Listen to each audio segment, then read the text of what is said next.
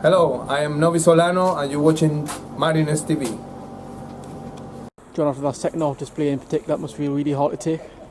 Yeah, but you pay the price if you don't start the game right sometimes. I think as the first team we've seen over the last couple of weeks that you can sometimes put on a great performance and still come out the wrong side. You don't always get what you deserve, but I think on the balance of play, especially the way we probably played in the first half, I can't necessarily say that we deserve to win, but we did come out really smart in the second half, really sharp. Credit to the lads that came off the bench and the way that they adapted to the change of shape. But then we kind of ran out of steam ourselves a little bit for that last 15 minutes, and although we were probably still on top, we give away a little bit of a silly free kick, and then we don't defend it, and then the penalties are what they are. You win some, you lose some. In the FA Youth Cup, obviously a massive competition for the lads. It'll all be really disappointing to lose, but do you think in the cold light of day it'll be a good learning experience for them as well? Yeah, it has to be. That's kind of what we've just been saying to them. There's a hell of a lot of football to be played in the leagues that we play in.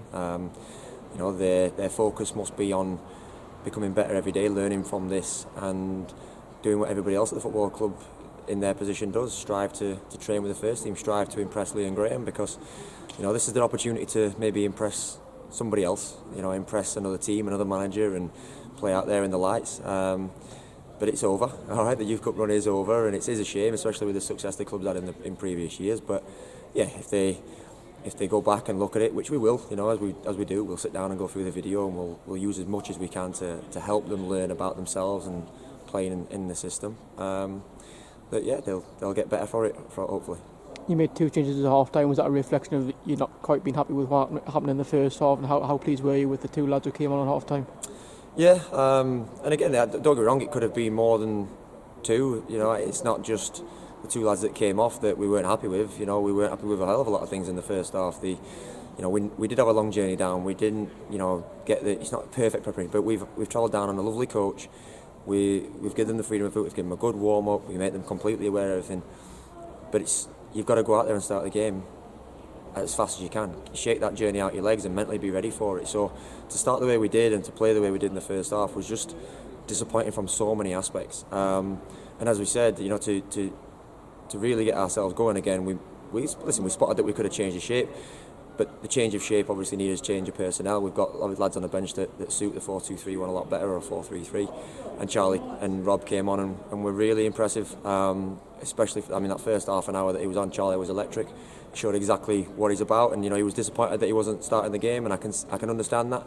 But we decided as a team that we were going to go with the diamond. But then he came on and did exactly what you want to do from your subs. You want to see a reaction, and you want to see him change the game. I was going to say, that must be really encouraging from a character point of view to see a player respond in that way when he's being dropped like that.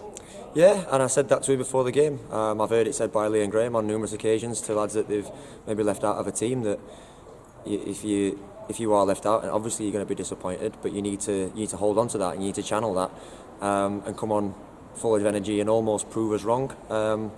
Now again, it's not a case of proving you wrong if the shape doesn't quite suit you, but at the same time, that's exactly what he did. He highlighted to us exactly what he does when he's at his game, when he's at his best. So yeah, it's a great trait to have, and hopefully it's a springboard for him to improve even more. You mentioned the learning experiences there. Penalty shootout at the end is probably one of the first sort of experiences that they've dealt with at this sort of level. Is it important for them not to take it to heart too much, the lads that they've missed there? Oh yeah, the lads that missed, I've got no problems with at all.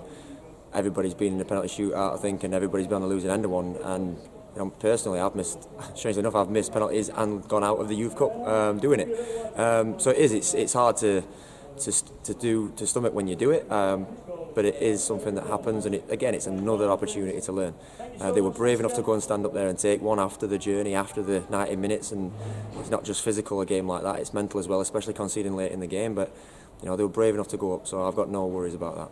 Just finally, you mentioned the long season ahead, a lot more challenges to come for these players, so much more to look forward to, isn't there? Yeah, exactly. We've started really well in the Youth Alliance after 5 games, not just the results as we always say, but the performances have been absolutely fantastic. And the ECFA College League starts after the holidays, so there's plenty of football to go at. There's going to be plenty of opportunities for different cup competitions and leagues to go on and try and And I say win, with the results not being the forefront of our mind, but success is a byproduct if these lads do the right things week in, week out. So yeah, we're really looking forward to what comes in the future.